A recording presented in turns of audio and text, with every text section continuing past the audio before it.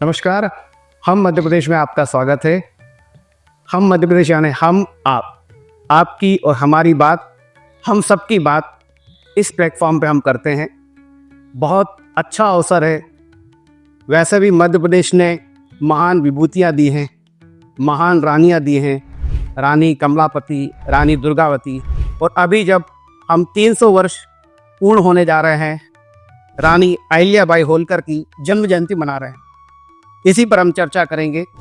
हमारे साथ हैं मध्य प्रदेश के मुख्यमंत्री डॉक्टर मोहन यादव के संस्कृति सलाहकार श्रीराम तिवारी जी, और संस्कृति के पुरोधा हैं, और जितने भी काम मध्य प्रदेश में संस्कृति और पुरातत्व को लेकर हुए हैं उसमें श्रीराम तिवारी जी का अभिन्न और अभूतपूर्व योगदान रहा है। तिवारी जी, आपका बहुत बहुत स्वागत है हम मध्य प्रदेश के इस चैनल में। मध्य प्रदेश महान विभूतियों की जननी है। यहाँ पर राजा महाराजा, पराक्रम, शौर्य, सुशासन, नवाचार के जो है बहुत बड़े पुरोधा यहाँ पर रहे हैं। बड़े सौभाग्य की बात है कि रानी अहिल्या देवी भी ऐसी एक महान विभूति थी जिन्होंने सुशासन, नवाचार, शौर्य, पराक्रम के अभूतपूर्व प्रतिभा से मध्य प्रदेश को विभूषित किया है। 300 वर्ष होने जा रहे हैं इस जन्म जयंती में।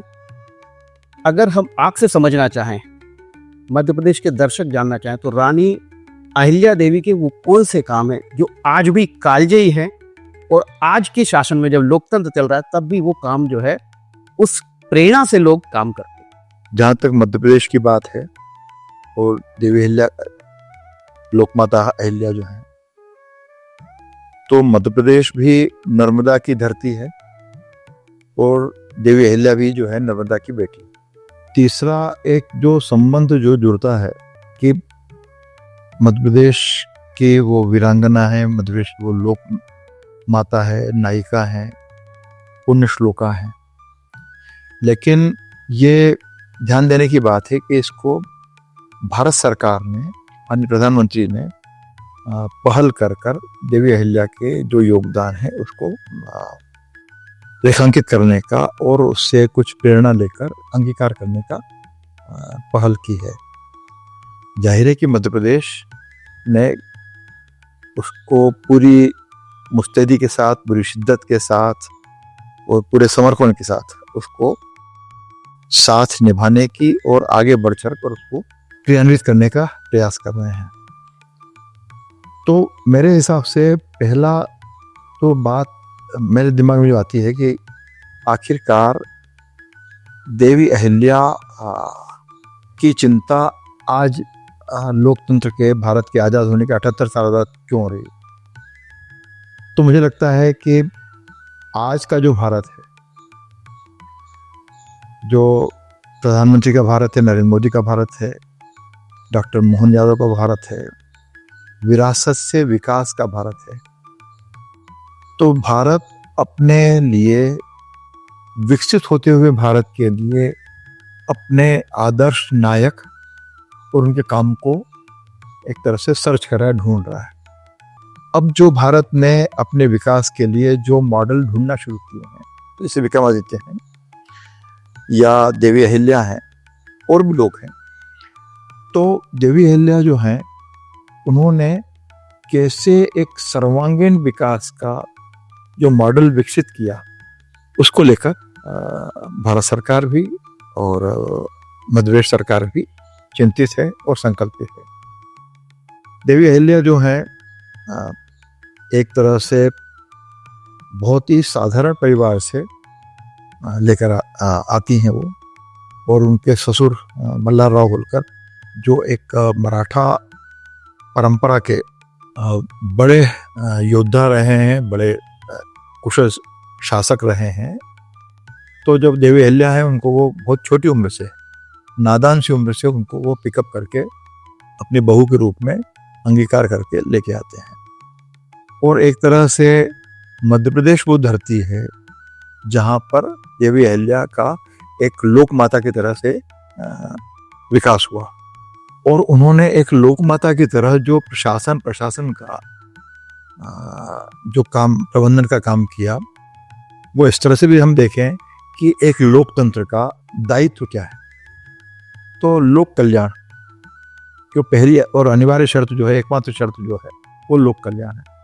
तो लोक माता अहिल्या ने समाज के सर्वांगीण विकास के लिए, और जो पिछड़ा वर्ग है बगैर ये जतलाए हुए कि ये पिछड़ा वर्ग है, जो सैनिकों की जो विधवाएं हैं, शहीदों की जो विधवाएं हैं, उनको लेकर, या जो जनजाति समाज के लोग हैं, जो झील हैं और दूसरे लोग हैं, या तो मिस्त्री हैं, कामगार हैं, धनगर हैं, बुनकर हैं, सुतार हैं, लुहार हैं, सिलावट हैं, तो ऐसे तमाम जो हैं, हलवाई हैं, सबको उनके यथायोग्य, उनके कौशल के अनुरूप उन्होंने काम देने की कोशिश की और एक समृद्ध राज्य की न केवल कल्पना की, बल्कि एक समृद्ध राज्य उन्होंने विकसित करके दिखाया कि इंदौर उसका सबसे बड़ा उदाहरण है। मैं उस पर भी आऊँगा तिवारी जी, लेकिन मैं ये समझना चाहूँगा, आपने एक बहुत अच्छी बात कही, हम आज़ादी के बाद आधुनिक विकास की तरफ तेज़ी से आगे बढ़े, सभी का योगदान रहा, हम अब विरासत को सहेजने की तरफ जा रहे हैं। लोग इस पर तरह तरह की बात कहते हैं कि विकास के साथ साथ विरासत का क्या मेल है और ये कितना जो है भारत के परिवेश में लाभदायक है, ये थोड़ा समझ। देखिए, तो बहुत ही हास्यास्पद बात है और बल्कि मूर्खतापूर्ण बात है कि विरासत को हम तवज्जो ही न दें, या हमको लगे कि वो बेकार चीज़ है और कबाड़ में फेंक देने की चीज़ है। जो हमने समाज से, अपनी परंपरा से, और जैसे भारतवर्ष हमको देखें तो भारतवर्ष की जो परंपरा है वो साल 2 साल 100 साल 50 साल की नहीं है, बल्कि ये लाखों साल की परंपरा है। और भारत को भारतवर्ष बनाने के पीछे तमाम महापुरुषों का योगदान रहा है, देवी चरित्रों का योगदान रहा है। उसमें वैज्ञानिक भी हैं, ऋषि भी हैं, सन्यासी भी हैं, साहित्यकार भी हैं, वैज्ञानिक भी हैं, सभी लोग हैं, तो जिन्होंने हिंदुस्तान को हिंदुस्तान बनाया। तो हम उसको सबको नकारते हुए हम कहें कि साहब विरासत की जरूरत ही नहीं है, तो अभी जैसे अभी इस विरासत का भी एक बहुत छोटा सा उदाहरण याद करने की जरूरत है कि अभी जो पहलगाम का जो एपिसोड हुआ है देश में, उसके बाद जाहिर है कि भारतवर्ष ने आतंकवादियों को सफाई के लिए निर्णायक कार्रवाई की और सफलतापूर्वक कार्रवाई की। उसके साथ साथ भारत सरकार ने और उनका जो भी अन्वेषण विभाग है, DRDO, जो भी होंगे, तो उन्होंने भार्गव अस्त्र का अन्वेषण किया हुआ है जी। तो भार्गव अस्त्र मतलब भगवान परशुराम ने जो अपने अध्ययन और अन्वेषण से हथियारों का, अस्त्र शस्त्रों का जो आविष्कार किए थे, उसको लेकर उन्होंने काम किया। या अभी जैसे जो मस्क है अमेरिका में, तो अभी वो मंगल पर सैटेलाइट भेज रहे हैं, स्पेसक्राफ्ट भेज रहे हैं, चांद पर भेजा ही उन्होंने किया। तो वो सब भी जो चीज़ें हैं, जो ज्ञान की जो परंपरा है, वो भारतवर्ष की परंपरा है, जो ज्ञान परंपरा से उससे उन्हें जोड़ने की कोशिश की है। ऋषि भारद्वाज ने भी वैमानिक शास्त्री के रूप में वो काम किया हुआ है। तो दूसरा करे तो ठीक है, हमको एक 300 साल में एक अजीब सी जहालत हमारे दिमाग में भर दी गई है कि हमारे जो कुछ हुआ वो शून्य है, उसके देखने की जरूरत ही नहीं, जबकि सारी दुनिया उसको देख रही है। तो विरासत से, इसीलिए अहिल्या है, ये 300 साल पहले उन्होंने क्या किया हुआ, तो देखो तो सही। बिल्कुल ठीक कहा। तो बहुत अच्छे तरीके से तिवारी जी ने बताया कि विरासत हमारे लिए क्यों महत्वपूर्ण है। लेकिन तिवारी जी, अगर मैं बात वापस लोक माता अहिल्या देवी पे आऊँ, तो उनको आपने भी एक शब्द का इस्तेमाल, पुण्य श्लोका, बिल्कुल, ये मैंने अभी तक किसी भी महान विभूति के उसमें ये अलंकरण नहीं सुनी। पुण्य श्लोका का आशय क्या है, उसका कितना विस्तारित अर्थ है? देखिए कि उनकी पूरी बनक जो है, एक तो बहुत ही ग्राम समाज से वो आती हैं, वो साधारण समाज से वो आती हैं, और उन्होंने उनका जो जीवन उन्होंने जो जिया है, माने रानी हो गई, महारानी हो गई, सब हो गया, लेकिन उनके जो संघर्ष हैं, उनके जो चैलेंजेस है, वो कभी कम नहीं हुए।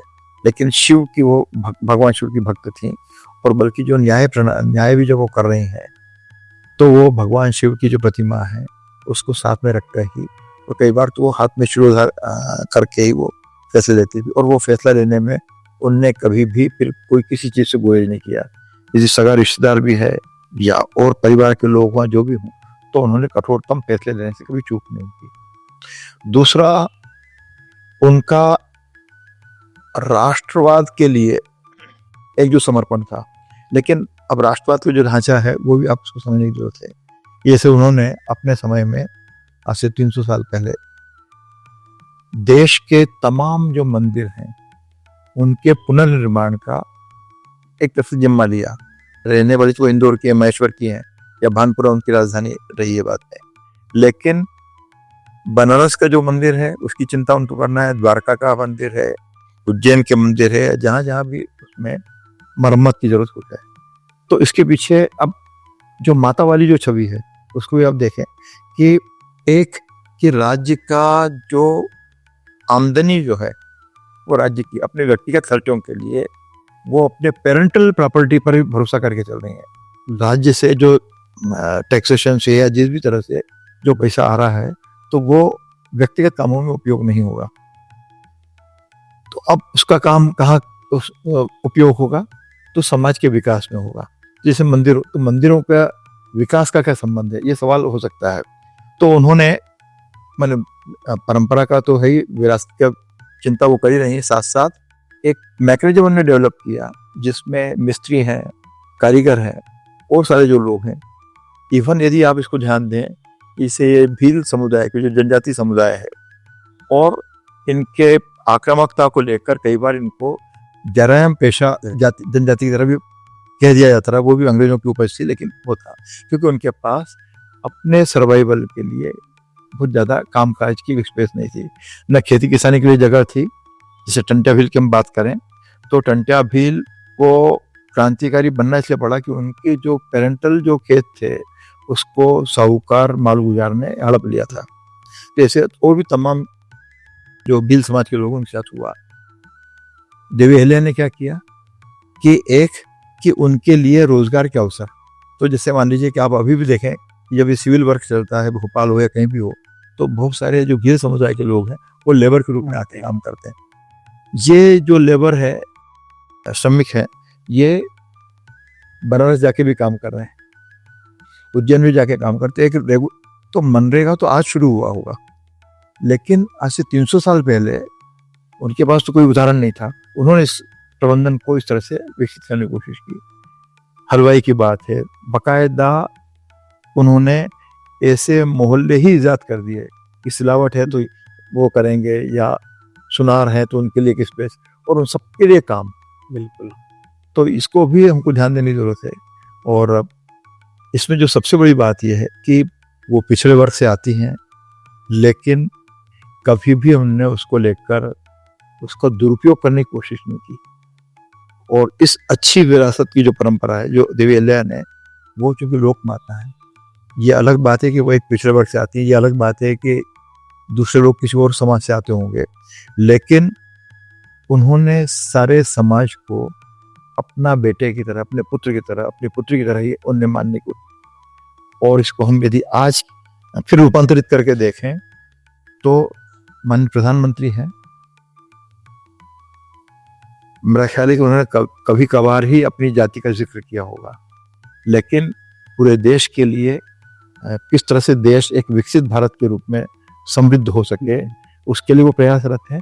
और ठीक इसी तरह से हमारे जो मुख्यमंत्री हैं वो भी पिछड़े समाज से आते हैं, लेकिन कभी भी उनने उसको लेकर उसका दुरुपयोग करने की कोशिश नहीं की, बल्कि पूरे मध्य प्रदेश का सर्वांगीण विकास हो। तो ये जो देवी अहिल्या की जो बनक है, जो देवी अहिल्या की शिक्षा है, ऐसी विरासत की शिक्षा को हम यदि अंगीकार नहीं करें तो इससे बड़ा अपराध क्या हो सकता है। बिल्कुल ठीक है।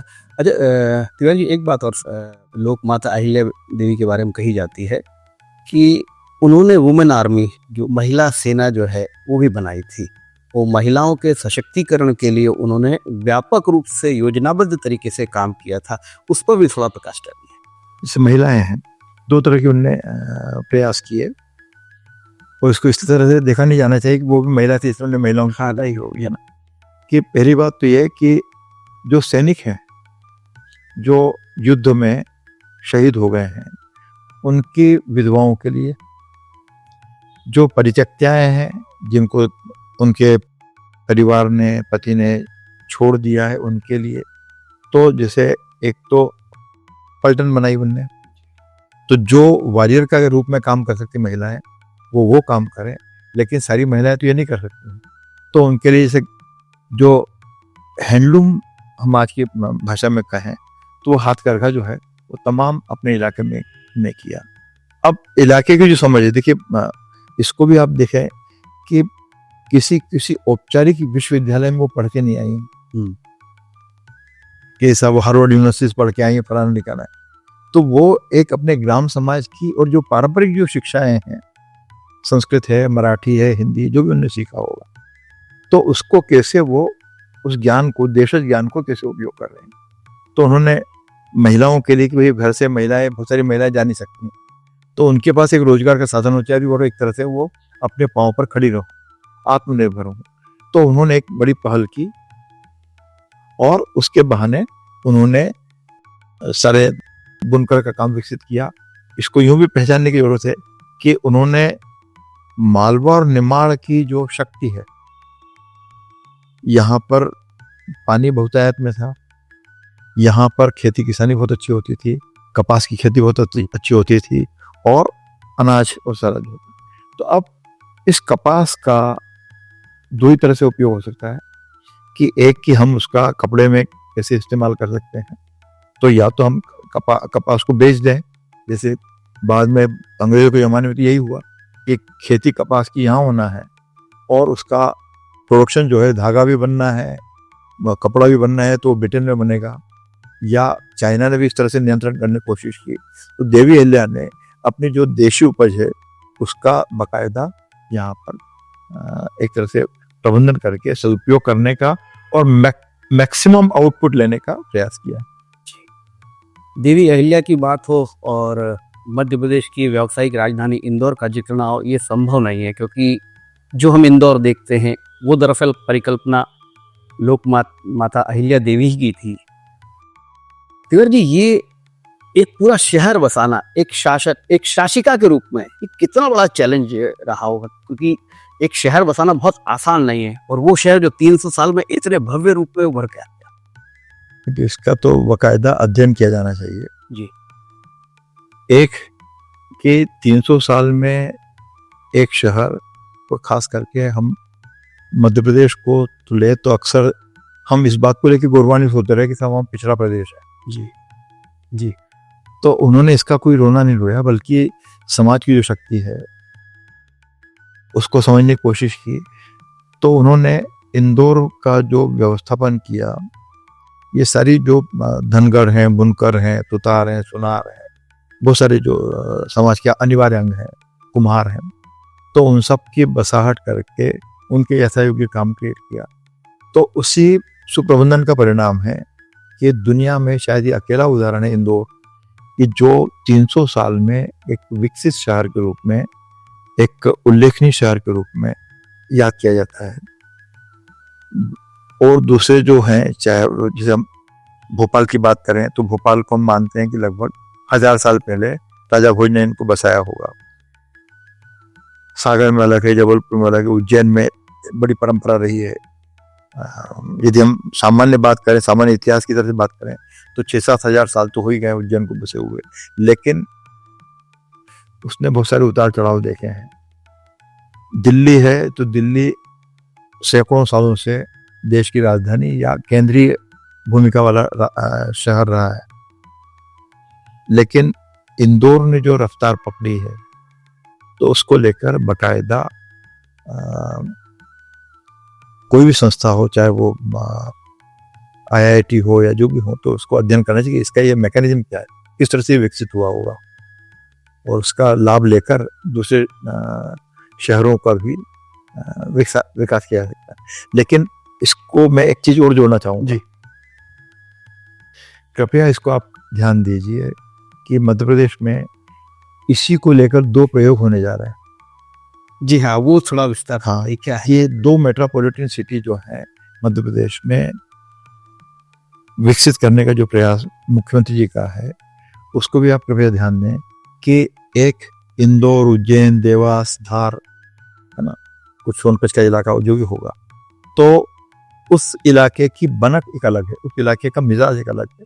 उसकी शक्ति के साथ हम कैसे विकास के रास्ते को अपना सकते हैं। तो वहाँ का जो पारंपरिक खेती किसानी है, पारंपरिक जो समृद्धि है, पारंपरिक जो खनिज होंगे, जो भी होगा उसको लेकर, तो भी आपने देखा होगा कि मुख्यमंत्री जो हैं, तो जैसे नीमच गए तो नीमच में एक देशी क्या तरीका उद्योग का हो सकता है, मालवा में क्या हो सकता है, इस तरह से भोपाल है, सीहोर है, विदिशा है, और जो जिन इलाकों को जोड़ रहे हैं, तो इसकी एक अलग बनक है।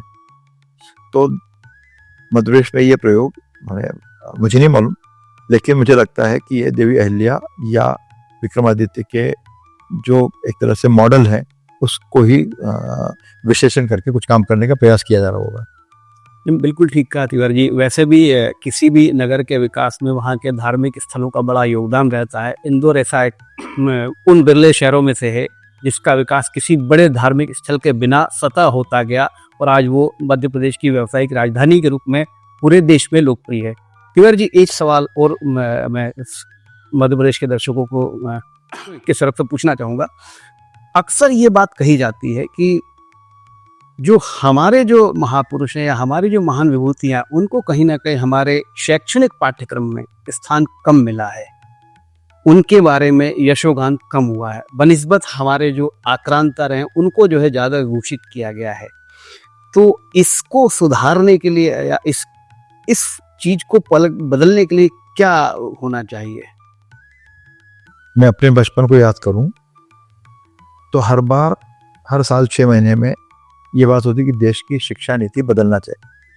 डॉक्टर राधाकृष्णन हो, डॉक्टर राजेंद्र प्रसाद हो, हुआ नहीं।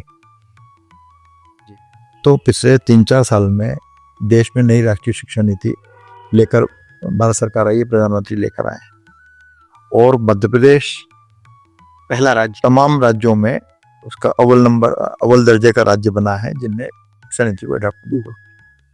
तो कहना मैं चाहता हूं कि भाई किसी ने रोका नहीं, जब जागे तब सवेरा।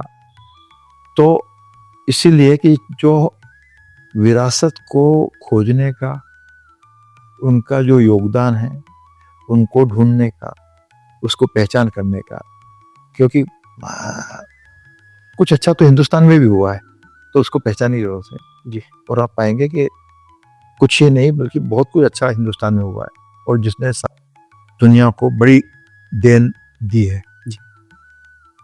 बिल्कुल ठीक कहा तिवारी जी। 31 तारीख यानी परसों प्रधानमंत्री नरेंद्र मोदी भोपाल आ रहे हैं।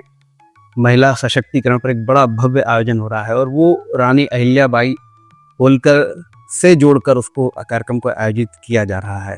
मुख्यमंत्री मोहन यादव इसमें बड़े मनोयोग से लगे हुए हैं।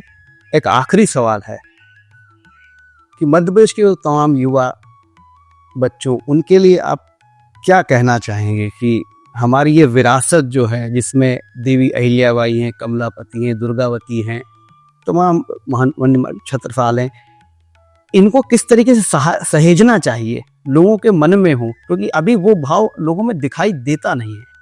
नहीं तो एक राज्य जो है जो प्रयास कर सकता है, और जो माननीय मुख्यमंत्री का जो विचार है कि इस बार जो स्थापना दिवस है, तो मध्य प्रदेश के तमाम जिलों में स्थानीय जो नायक रहे हैं, जिन्होंने उनका बड़ा योगदान अपने क्षेत्र के विकास में रहा है, राज्य के विकास में रहा है, देश के विकास में रहा है, देश की आज़ादी के संदर्भ में हो सकता है, वो शिक्षा के विकास में हो सकता है, वो तमाम विज्ञान के उसमें हो सकता है।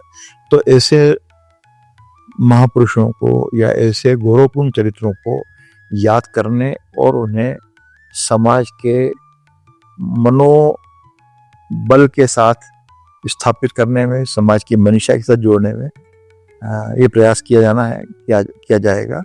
और इसीलिए आपने देखा होगा कि ये लगातार जब से डॉक्टर मोहन यादव मुख्यमंत्री बने हैं, तो तमाम चाहे जो श्री कृष्ण के बहाने हो, भगवान श्री राम के बहाने हो, देवी के बहाने हो, महाकाल के बहाने हो, विक्रमादित्य के बहाने हो, देवी अहिल्या के बहाने हो, हम अच्छी चीज़ों को सीखने के लिए एक राज्य के रूप में और उसको अंगीकार करके राज्य के विकास के लिए प्रयास कर रहे हैं।